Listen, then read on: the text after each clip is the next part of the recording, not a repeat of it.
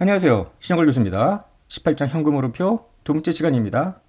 지난 시간에는 현금흐름표의 전반적인 의의를 살펴봤고요. 현금 흐름을 세 가지로 분류했습니다.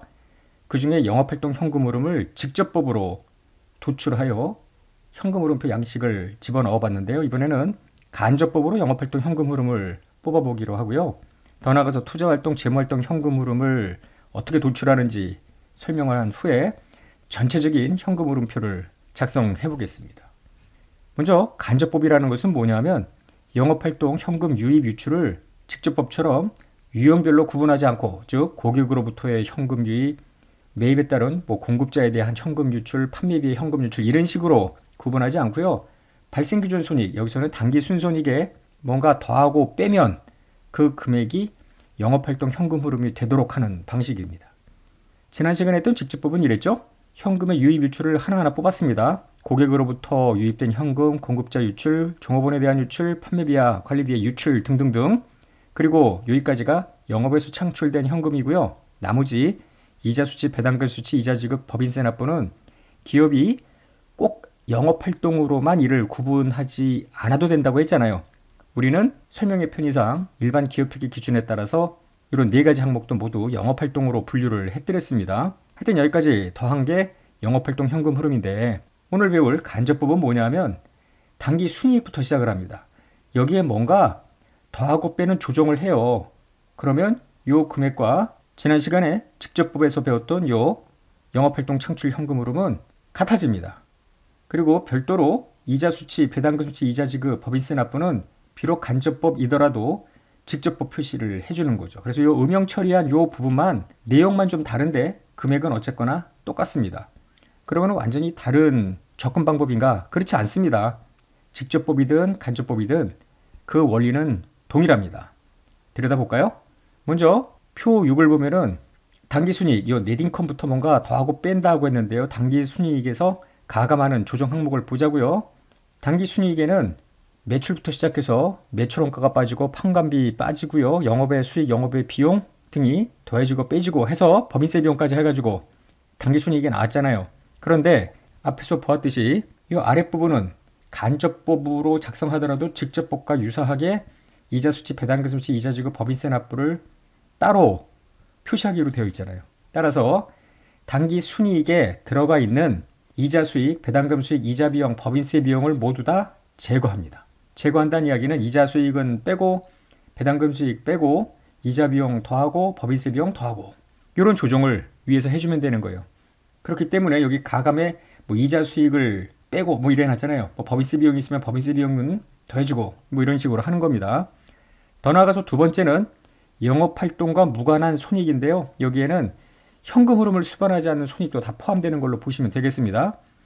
우리는 오로지 발생기준 당기 순이익을 뭔가 더하고 빼서 CFO, 현금 흐름으로 만들어야 되잖아요. 따라서 당기 순손익에 들어가 있는 영업과 무관한 것들, 이건 오퍼레이팅이니까 영업과 무관한 거 제외하고요. 더 나아가서 거기에 포함된 현금 흐름과 무관한 손익은 여기는 캐시플로우니까 전부 다 제거를 해야 되잖아요. 따라서 당기 순이익에 포함되어 있는 감가상각비라든지 평가손익, 손상차손환익, 충당부채 설정액, 처분손익, 부채상환손익 이런 것들은 모두 다 빼는 겁니다. 부채상환손익은 재무활동과 관련됩니다. 처분손익은 투자활동과 관련되잖아요. 나머지들은 이는 현금의 직접적인 유출입이 없는 감가상각비, 평가손익, 손상차손 이런 것들은 현금의 흐름을 수반하지 않는 손익이기 때문에 모두 다 이 과정에서 빼버리는 거예요. 그럼 나머지가 뭐냐 하면 잠깐 앞으로 다시 가볼까요? 좀 전에 이자 수익, 배당금 수익, 법인세 비용 이런 거 더하고 뺐고요. 감가상각비, 처분이, 평가손익 이런 것들을 더하고 빼는 겁니다. 비용은 더하고 이익은 빼고 이런 거고요. 요 밑에 걸 보십시오. 매출 채권의 증가, 매입 채무의 증가 이런 것들이 있는데 지난 시간에 했던 직접법하고 좀 유사하죠? 당연하죠. 자, 영업 관련 자산 부채 변동에서 영업 관련 자산 증가는 빼고 부채 증가는 더하고, 이거는 결국 지난 시간에 영업활동 현금 흐름을 발생기준 손익에 관련 자산 증가를 빼고 관련 부채 증가를 더해서 캐시플로우를 뽑아낸 것과 같은 이치 아닙니까? 당기순이익은 발생기준 손익입니다. 넷인컴. 여기에 현금 흐름을 도출을 하려면은 관련 자산 증가가 있으면, 즉 영업과 관련된 거죠. 여기 관련이라 하면 빼고 관련 부채 증가는 더하고 이런 것들이 들어가는 거예요. 자, 그래서 다시 앞으로 가보면은 매출 채권의 증가 빼주고, 매입 채무의 증가 더해주고, 뭐 미지급 비용의 증가 더해주고, 뭐 이런 식으로 쭉 나가면 같아지는 것이죠. 지금까지 이야기한 내용을 다시 한번 들여다보면 간접법입니다. 영업활동 현금 흐름을 계산하는데 단기 순이익부터 시작해요. 여기에는 온갖 발생기준 요소들이 다 들어가 있잖아요. 먼저 밑에 이자 수치, 배당금 수치, 이자 지급, 법인세 납부를 따로 직접법으로 표시할 거기 때문에 단기 순이익에 들어있는 이자 수익 빼고, 배당금 수익 빼고, 이자 비용도 빼고, 법인세 비용도 빼고 전부 다 제거하는 거죠. 반대 방향으로 빼는 거죠. 수익은 빼주고 비용은 더해주고. 한편 영업활동과 무관한 손익, 감가상각비, 현금 흐름이 없죠. 처분이익은 이건 CFO가 아니라 CFI죠. 사치상한 손실, 이거는 CFF죠.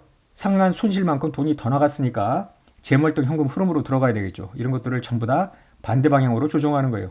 그럼 나머지 것들은 지난 시간에 했던 직접법과 똑같은 내용입니다. 이 당기순이익이 발생기준 금액이기 때문에 여기에다가 매출채권의 증가만큼을 빼주고, 매출채권의 감소는 더해주고, 자산의 증가는 더하고 자산의 감소는 빼주고, 그죠? 지난 시간에 직접법에서 했던 그 내용입니다. 그러면 영무에서 창출된 현금은 지난 시간에 했던 직접법과 똑같다는 거죠. 이 5번을 보겠습니다. 직접법, 간접법 두 가지를 비교해 보자라는 겁니다. 영업활동 현금 흐름을 계산을 하는데, 자, 필요한 자산부채, 영업과 관련된 자산부채의 기초기말, 즉 변동액을 알 수 있는 자료를 줬죠. 더 나아가서 포괄 손익계산서 매출부터 시작해서 당기순이익 관련 자료까지 줬습니다. 이때 유의할 건 뭐냐면은 매출채권이 여기 순액으로라고 되어 있어요. 순액이라 하면 매출채권에 손실충당금을 인식을 했을 때 손실충당금 차감 후 순액을 의미하고요. 더 나아가서 손익계산서를 보면은 매출채권 손상 차손이라는 게 있잖아요. 자, 그러면 이걸 어떻게 고려를 해야 되는 거냐면은 고객으로부터 현금 유입액, 직접법으로 현금 유입액을 계산을 할 때 발생기준 손익, 매출액뿐만 아니라 매출채권 손상 차손까지 뺀 순액으로 발생기준 손익을 집어넣는 거예요. 이 관련자산 증가의 매출채권의 증감은 손실충당금을 차감한 순액의 변동을 집어넣는 거죠. 그래서 관련자산 증가는 빼고 이렇게 되어 있죠. 근데 매출채권이 앞서 보면은 6,400에서 5,300으로 줄잖아요. 그러니까 증가는 빼고 감소는 더해주고 결국은 마이너스에서 플러스가 되는 것을 알 수가 있죠. 계속 같은 방법으로 공급자에 대한 현금 유출, 매출원가에다가 관련 자산은 재고자산, 관련 부채는 매입채무, 종업원에 대한 현금 유출 역시 마찬가지로 급여에다가 미지급급여, 판매비는 미지급판관비, 이자 수치는 이자 수익의 미수이자, 이자 지급은 미지급이자, 법인세 납부와 관련돼서는 이제 법인세 비용의 요 관련 부채는 당기법인세 부채, 여기 지금 당기법인세 부채가 있죠. 이런 것들을 집어넣어서 계산을 하면은 25,770이 나오는 것이죠. 지난 시간에 했던 거 한번 복습을 한 거고요. 자, 방금 전에 끝낸 간접법 방식을 들여다보자고요. 단기 순이익부터 시작을 하는데 일단 이자 수치, 이자 지급, 법인세 납부는 밑에다가 별도로 직접법 방식으로 표시를 해줘야 되기 때문에 단기 순이익에 포함되어 있는 이자 수익, 이자 비용, 법인세 비용을 모두 다 제거해야죠. 제거한다는 뜻은 수익이나 이익은 빼고 비용이나 손실은 더해준다는 뜻입니다. 한편 감가상각비와 유형자산 처분이익 요 들어가 있는 것도 반대부호로 빼줘야죠. 왜냐하면은 현금 흐름이 수반되지 않는 손익이라든지 영업과 무관한 손익은 전부 빼야 되기 때문에 그렇습니다. 한편 나머지 세 번째 건데요. 매출채권의 감소, 재고자산의 증가 등등등 요거를 가감을 해줘야 되는데 이 가감은 좀 전에 우리가 직접법에서 보았던 요 관련자산 증가, 감소의 가감하고 하등 다르지 않습니다. 요 이자 수치, 이자 지급, 법인세 납부 빼고 여기 따라서 직접법이나 간접법이나 똑같은 논리에 의해서 만들어진다고 생각을 하시면 되겠죠. 당연히 숫자도 같아집니다. 자, 이번에는 투자활동 현금 흐름을 볼까요? 투자활동 현금 흐름은 보통 유무용 자산이나 투자자산의 취득, 처분 과정에서 발생한 현금 흐름인데요. 유무용 자산, 투자자산을 취득할 때 돈이 나가겠죠? 처분할 때 들어오겠죠? 이렇게 취득, 처분과 관련된 유입액, 유출액이 각각 도출이 될 거고요. 이를 상기하지 않고 총액으로 현금 흐름표에 표시를 합니다. 연습 한번 해볼까요? 주식회사 한국의 현금 흐름표에 비품을 보자고요. 지금 투자활동 관련된 계정이 비품뿐만 아니라 여러 개가 있을 수 있는데 각 계정을 하나하나 지금 우리가 비품에서 보는 것처럼 따져가면 되는 거예요. 증가, 감소, 거기에 현금의 유출 유입을 각각 다 뽑아내는 겁니다. 자, 비품을 보니까 기초, 취득원가, 기말, 여기 상각 두 개의 기초 기말해서 기초 기말 장부 금액이 주어지는데 1번 자료를 보면은 장부 금액 24,000, 상각 두 개액 18,000이래요. 이 비품을 팔았대. 24,000짜리 장부 금액 비품을 팔았는데 5,000의 처분 손실을 인식했다는 이야기는 19,000만큼 캐시가 들어왔다는 뜻이죠. 한편 2번은 더 이상 비품 처분은 없고 증가는 모두 취득 거래래요. 그러면은 기초에 뭔가 취득이 들어가고 처분이 들어가서 기말 잔액이 되는 요 왁구를 맞춰줘야 됩니다. 다시 요 기초 기말이 있고요. 앞에 어떤 힌트가 있었느냐 하면은 상각누계액 18,000, 장부금액 24,000, 장부금액 24,000이니까 상각누계액을 더한 42,000의 취득원가가 팔렸다는 겁니까? 따라서 42,000만큼 비품 취득원가 빠지고요. 상각누계액 18,000만큼 빠져요. 그러면은 등호가 성립이 돼야 되니까 증가금액 요 X를 뽑아낼 수가 있겠죠? 한편 요 26,000 요것도 뽑아낼 수가 있겠는데요. 요 놈이 감가상각비 아닙니까? 현금흐름과 무관한. 우리는 요 8만만큼 취득을 하면서 현금이 나간 요거를 뽑아내면 되겠죠. 그리고 미리 처분하면서 24,000의 장부금액을 팔았는데 처분 손익이 없다 그러면은 현금 유입이 24,000일 텐데 5,000의 처분 손실이 있다는 이야기는 그만큼 덜 받은 거죠. 19,000만큼 현금 유입이 있는 걸로 보면 되겠죠. 이와 같은 방식으로 여러 가지 투자 자산이든지 유무형 자산의 증가 감소를 이런 방식으로 추적을 하여 현금의 유출입을 뽑아나가면 되는 겁니다. 한편 재무활동도 투자활동과 마찬가지로 현금의 유입 유출을 따로따로 뽑는 겁니다. 재무활동은 차입이라든지 유상증자, 차입금의 상환이나 자기주식 취득 처분 거래에서 발생을 하는데요. 현금 배당금 지급도 재무활동 현금 흐름에 포함하기로 했습니다. 하여튼 유입 유출액을 각각 뽑아서 전부 총액으로 현금 흐름표에 표시하는데 예치를 볼까요? 한국의 현금 흐름표 작성 자료인데요. 여기는 이제 차입금과 같은 부채는 없고요. 자본만 사례로 드러낸 겁니다. 살짝 이렇게 들여다보니까 자본금 3만, 자본잉여금 많이 지금 늘어나네요. 이익여금도 늘어났고 밑에 힌트가 주어지는데요. 추가 자료 단기 중에 액면 3만원의 주식을 4만원에 유상증자했대. 그러면 요 늘어난 자본금과 자본잉여금이 왜 늘어났는지 이유를 알잖아요. 액면금액 3만원만큼 18만원 늘어났죠. 요 주식 발행 초과금만큼 늘어났고 4만의 유상증자니까 이거만큼 캐시 인플로우입니다.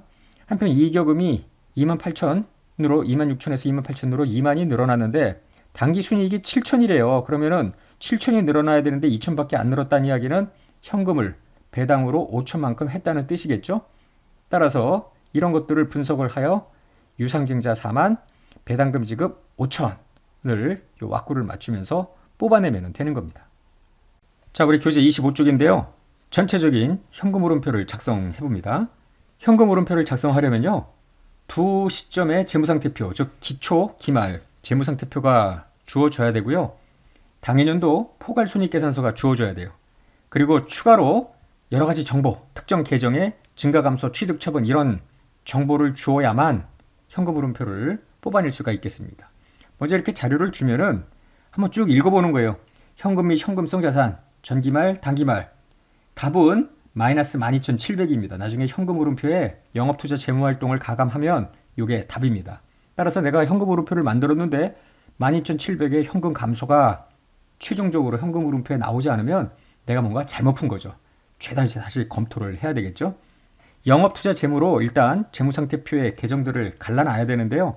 매출채권, 미수이자, 재고자산 이거 전부 오퍼레이팅이죠. 페어밸류 OCI 선택 금융자산 이게 지분상품 아닙니까? 이거는 인베스팅 투자 주식이니까 건물, 비품 모두 인베스팅입니다.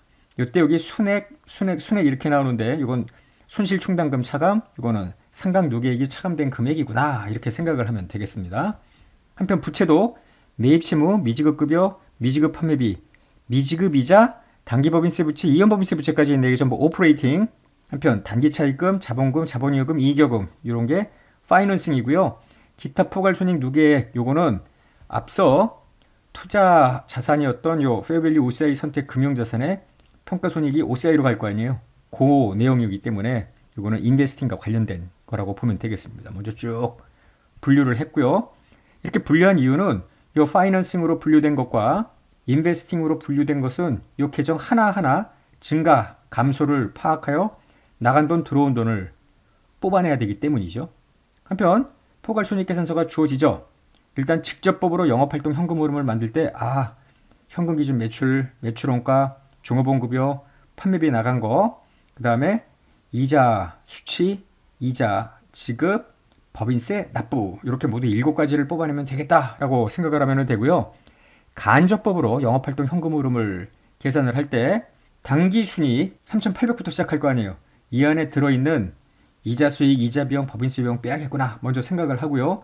또 영업과 무관한 것 뭐가 있어요? 감가상각비 빼야 되겠죠? 유형자산 처분이익도 전부 제거해야 되잖아요. 제거한다는 이야기는 비용은 더하고 이익은 빼고 뭐 이렇게 한다는 이야기입니다. 그리고 더 나아가서 영업 관련 자산 부채 앞에서 오퍼레이팅으로 이미 구분해놨던 이 영업 관련 자산 부채의 증감을 반영하면 되겠죠. 그 다음에 이 페어밸류 OCI 평가이익은 OCI니까 전혀 현금 흐름 표를 작성할 때 고려할 필요는 없겠습니다. 한편 추가 정보를 또 봐야죠. 페어밸류 OCI 선택 금융자산은 이건 인베스팅인데 처분은 없었고요. 취득만 있었대. 따라서 캐시 아웃플로우가 있었습니다. 여기 캐시 마이너스를 뽑아야 될 거고요. 자, 잔고 금액 1600짜리 비품을 팔았대. 처분이익 600을 인식을 했대요. 장부가 1600인데 600의 이익을 인식했으니까 들어온 돈은 2200이겠구나. 이렇게 전부 다 메모를 하면서 가야 됩니다. 한편 비품의 추가 처분 거래는 없다는 겁니다. 따라서 더 이상 처분은 없고요. 대신에 나머지 기초, 단기 증가, 단기 감소, 기말할 때 이 감소가 처분 아닙니까? 나머지 증가는 모두 취득 거래래요. 그럼 요거를 얼마인지 우리가 계산을 해야 취득에 따른 현금 유출을 계산할 거 아닙니까? 건물은 취득 처분은 없었대요. 그러니까 건물의 변동은 오로지 감가상각비 인식만 개입이 되겠죠. 한편 단기 차입금을 35,000 상환을 했다고 되어 있고요. 단기 중에 액면 15,000짜리 주식을 2만에 할증 발행을 했습니다. 이거 전부 재무활동, 단기 순이익, 현금 배당으로 인한 증가 이외의 거래는 없다라고 되어 있습니다. 교재를 보면은 27쪽에 이렇게 단계 1, 2, 3, 4, 5, 6이 있는데 이 순서대로 이미 제가 설명을 드렸던 겁니다. 자, 그러면은 본격적으로 해보자고요. 먼저 직접법을 적용해서 영업활동 현금 흐름을 계산을 해보는데 앞서 7가지가 있다고 표시를 했잖아요. 하나, 둘, 셋, 넷, 다섯, 여섯, 일곱. 그죠? 그래서 이걸 하나하나 발생기준 손익 해가지고 여기다가 집어넣는데 요 마이너스 800이 매출 채권 손상 차손입니다. 요거 같이 매출하고 묶어서 집어넣는 거고요. 여기에 관련 자산 증가, 관련 부채 증가 빼고 더하고 매출과 관련된 거는 요게 매출 채권입니다. 공급자에 대한 유출, 재고자산, 매입 채무가 있죠. 종업원에 대한 유출, 미지급 급여가 있었습니다. 판매비, 미지급 판매비가 있었고요. 이자 수채 관련해서 미수이자, 이자 지급은 미지급 이자가 있었고요. 법인세 납부는 개정이 2가지였어요. 단기법인세 부채와 이연법인세 부채 이 2가지가 있었잖아. 그래서 이거를 모두 다 집어넣어주면 현금의 흐름이 뚝딱딱 나오게 되는 겁니다. 거의 뭐 기계적으로 나오는 거예요. 이거를 이와 같은 형식에다가 집어넣으면 되겠죠. 영업에서 창출된 현금 요 위에다가는 요 4개 고객으로부터 유입된 현금, 공급자 유출, 종업원 유출, 판매비 유출 그리고 이자 수치, 이자 지급, 법인세 납부 더 나가서 뭐 배당금 수치도 여기에 들어가죠. 요 4개는 요 밑에다가 집어넣어서 15,100을 뽑아낸 거예요. 그러면 이번에는 간접법을 적용해 볼까요? 이것도 거의 기계적입니다. 단기 순이익부터 시작을 하는 거예요. 이 안에다가 이자 수익 제거하고요. 이자 비용 제거하고 법인세 비용을 제거해야 되니까 수익은 빼고 비용은 더해준 겁니다. 그 다음에 영업과 무관한 것 이미 다 앞서 포괄손익계산서에서 표시를 했잖아요. 감가상각비 죽이고요. 처분이익도 죽이고 역시 비용은 더하고 수익, 이익은 빼고 하는 겁니다. 자, 그리고 나서 이제 세 번째는 관련 자산부채 변동을 쭉 가감하면 되겠죠. 관련 자산의 증가는 빼주고요. 관련 부채의 증가는 더해주고 이것만 기억하면 되잖아요. 그래서 매출채권의 증가니까 빼주고 재고자산의 감소는 더해주고 뭐 매입채무 증가, 미지급급여 증가, 미지급 판매비 감소 이런 것들을 더해주고 빼주는 겁니다. 여기까지 끝내놓으면은 나머지 이자 수치, 이자 지급, 법인세 납부는 앞서 직접법으로 했던 요 금액하고 똑같은 금액을 여기다 넣어주면 돼요. 그래서 간접법으로 계산을 한 금액 15,100이고요. 앞에서 직접법으로 한 것과 똑같이 나옵니다. 이번에는 투자활동 현금 흐름으로 가는데요. 아까 계정 앞에 인베스팅 표시한 게 3개였어요. 페어밸류 OCI 선택 금융자산, 건물과 비품 이렇게 되어 있습니다. 자, 그러면 먼저 페어밸류 OCI 선택 금융자산은 앞서 요 추가 정보에 가보면은 처분은 없고 취득만 있었대. 그러면 더하기 빼기 할 때요. 처분은 없었고요. 감소. 나머지는 모두 좌우 합치면은 증가입니다. 그런데 15,500이 모두 증가였을까? 꼭 그건 아니죠. 왜냐하면 평가 증도 있었을 거 아닙니까? 어디서 우리가 볼 수 있느냐면은 페어밸류 OCI 금융자산 평가 이게 OCI 아니에요. 2,500. 그러니 증가액 15,500 중에 2,500을 뺀 13,000만 취득이고요. 이게 캐시 마이너스겠지. 그래서 페어밸류 OCI 금융 선택 금융자산 좌우 왁구를 다 맞췄고요. 현금의 흐름도 뽑아냈어요. 그럼 그 다음은 뭐예요? 건물이지. 건물은 14만 6천, 13만 9,500이건 재무상태표에서 뽑아낸 거고요. 앞서 뭐라고 자료가 주어졌느냐 하면은 단기 중에 건물의 취득 처분 거래는 없대요. 그러면 감소만 있었을 거 아니야. 요 금액이 바로 감가 상각비가 되는 것입니다. 한편 요 비품을 잘 봐야 되는데요. 재무상태표에 기초, 기말이 있었고요. 앞서 한번 가볼까요? 다시 한번 자료를 보면은 자, 단기 중에 비품을 처분했대요. 그러면서 처분이 600인데 앞서 미리 장부금액 1600짜리 팔면서 600만큼을 인식을 했으니까 2200에 현금 유입이 있었을 거 아니에요. 추가 처분은 없고 나머지는 모두 취득이라고 되어 있죠. 그러니까 이걸 가지고 또 증가감소 왁구를 맞춰야죠. 순액이기 때문에 상각 누계액을 뺀 금액으로 베이스로 하면 됩니다. 1600짜리를 팔았다며 요거 마이너스입니다. 한편 나머지 마이너스는 비품에 대한 감가 상각비일 텐데요. 앞서 요 6500이 건물의 감가 상각비였죠? 앞에 포괄손익계산서를 가보면은 감가상각비 당연연도 총액이 8,700입니다. 이거만큼 결국은 상각 누계액이 늘어나서 장부금액이 감소가 되었다고 보면 되겠는데 6,500 감가상각 누계액 아니에요. 그러면 얼마가 더 가야 8,700이냐면 2,200만큼 더 감가상각비를 인식을 했겠지. 이 두 개 합친 게 8,700이잖아요. 다 해놓으면은 이게 이제 드디어 좌우 안 맞는 X가 되겠고요.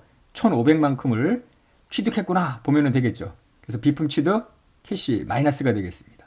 비품 처분 캐시 플러스가 되겠고 따라서 투자활동 현금 유입출을 다 뽑아냈습니다. 마지막으로 재무활동 현금 흐름인데요. 먼저 단기 차입금입니다. 기초 기말이 있는데요. 단기에 35,000 상환을 했다며 캐시 마이너스입니다. 그럼 왁구가 안 맞잖아요. 캐시 플러스. 순액으로 하는 게 아니라 모두 각각 총액으로 하기로 했습니다.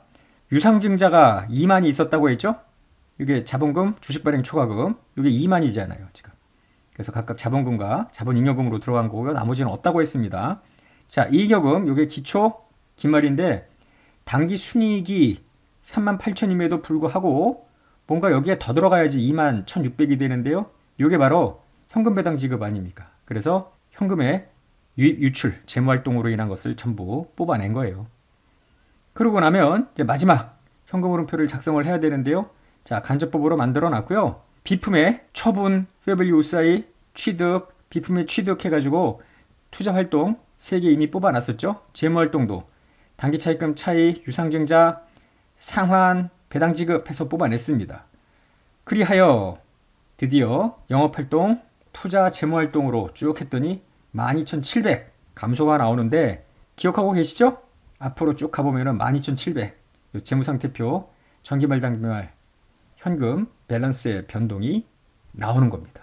자, 이렇게 해서 전체적인 작성 사례까지 다 봤고요. 18장을 마치는 요 과정에서 우리 교재 32쪽에 영업손익하고 영업활동 현금 흐름의 비교를 비롯한 몇 가지 코멘트를 하고 끝을 내겠습니다.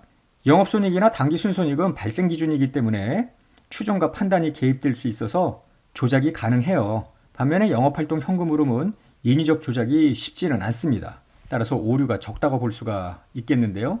보통 회계 쪽에서는 회계사 시험이나 뭐 이런 거와 상관없이요. 발생 기준 단기 순손익과 영업활동 현금 흐름의 차이를 TA, Total Accruals, 총 발생액이라고 불러요. 그래서 이 총 발생액이 적을수록 즉 단기 순손익과 영업활동의 차이가 적을수록 어닝의 퀄리티는 높다고 평가할 수가 있겠습니다. 회사가 뭔가 이익을 조작을 해. 그러면 단기 순이익이 늘어나니까 총 발생액이 늘어날 수밖에 없겠습니다.